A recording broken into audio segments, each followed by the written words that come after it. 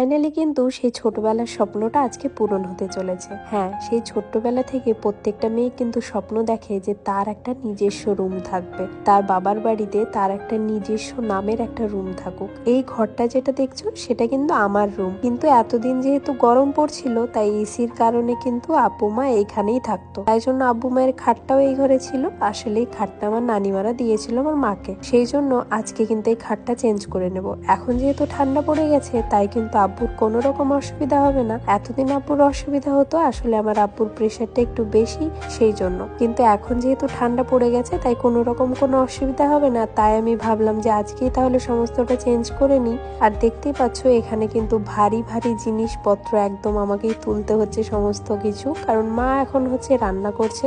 আর তাই জন্য আমি ভাবলাম আমি যতটা পারি সমস্ত কিছু এগিয়ে রাখি। তো সেই জন্য তারপরে নেক্সট আমাকে ভাই আসলো একটু হেল্প করতে, ও প্লাইগুলো খুলে দিল, কারণ এত কিছু আমার সঙ্গে খোলা সম্ভব ছিল না। তাই জন্য ভাই এসে প্লাই দুটো সরিয়ে দিল। আর তারপরে খাটের আমাদের ভিতরটা দেখো, কত জিনিস কিন্তু এখানে রাখা থাকে। আমার মায়ের বিছানাপত্র যত জিনিস সব এখানেই থাকে। আর খাটটা পরিষ্কার করতে আমার একটা সময় লাগবে, তাই ভাবলাম ট্রানজিশন করেই তোমাদেরকে দেখিয়ে দিই। তো দেখো এখন কিন্তু ধুলো অনেকটা পড়েছে, সমস্ত কিছু কিন্তু সুন্দর করে ঝেড়ে নেব। আর এই খাটটা আজকে হচ্ছে ওই ঘরে নিয়ে যাব, তাই ভাবলাম এই খাটটাও ট্রানজিশন করে তোমাদেরকে দেখিয়ে দিই। তো দেখো খাটটার এই খাটটার মধ্যে থেকেও কিন্তু আমি সমস্ত কিছু এখন সরিয়ে দিয়েছি। এই খাটটাও এখন রেডি ওই ঘরে নিয়ে যাওয়ার জন্য। আমার মায়ের যে তোষকটা আছে সেটা একটু ছাদে মেলে দিয়ে আসি। তো তারপরে কষ্ট করে মাথায় তুলে নিয়ে চলে গেলাম ছাদে। কিন্তু জানো এখানে গিয়ে কি ঘটেছিল, এই যে ভাঁজ করে ফেলে রেখে চলে আসলাম না, আমি ভেবেছিলাম যে মা হয়তো ছাদে আছে, পরে তুলে আনার সময় দেখছি ওইভাবেই রাখা। যে কি না অবস্থা, কষ্ট করে ছাদে নিয়ে যাওয়াই হয়েছে।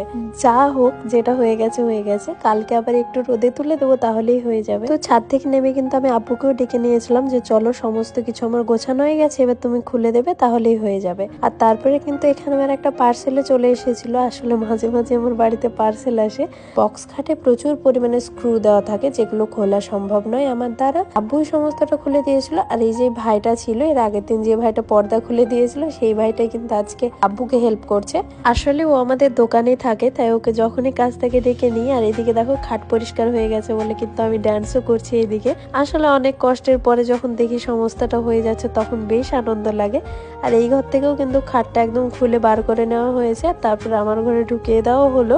তো এই খাটটাই আমি সেট করে নেব। এবার হয়তো অনেকেই বলবে যে ওই খাটটাই কিন্তু ভালো ছিল, কিন্তু দেখো ওই খাটটা যেহেতু আমার মায়ের, তাই আমি চাই যে ওটাতে মা আব্বু থাকুক আর আমি এটাতে থাকবো। পরে যখন সেরকম সামর্থ্য হবে আর একটা খাট কিনে নেবো, কি আছে তাই না। তো যেটা মায়ের সেটা তো মায়েরই। পরে যেহেতু এই ঘরে বক্স খাটটা রাখবে তাই কিন্তু খাটের তলাটা আর মোছা হবে না, তাই কিন্তু আমি সুন্দর করে চারপাশটা মুছে দিলাম, কেননা ধুলো জমে থাকলে পরে আবার ঘরে পুরোই নোংরা হয়ে যায়। সেই জন্য কিন্তু আগে থেকে সুন্দর করে মুছে দিলাম। আর এইদিকে দেখো ভিডিওতে যতটা না দেখায় তার থেকে কিন্তু অনেক বেশি খাটাখাটনি থাকে, কারণ 1 মিনিটের ভিডিওতে বা 4-5 মিনিটের ভিডিওতে আর কতটুকুই বা দেখানো যায় বলো। তো তারপরে দেখতে পাচ্ছ এই খাটের পিছনে কিন্তু একটু সাদা সাদা ভাবে কেমন একটু ড্যাম টাইপের হচ্ছিল। তো সেই জন্য আব্বু আমাকে বললো যে একটু কেরোসিন আর নারকোল তেল দিয়ে একসঙ্গে একটু মিক্সড করে লাগিয়ে দিতে, তাহলে আর এগুলো হবে না। তো তোমরাও ট্রাই করতে পারো যাদের যাদের খাটের পিছনে হালকা এরকম হয়ে যাচ্ছে।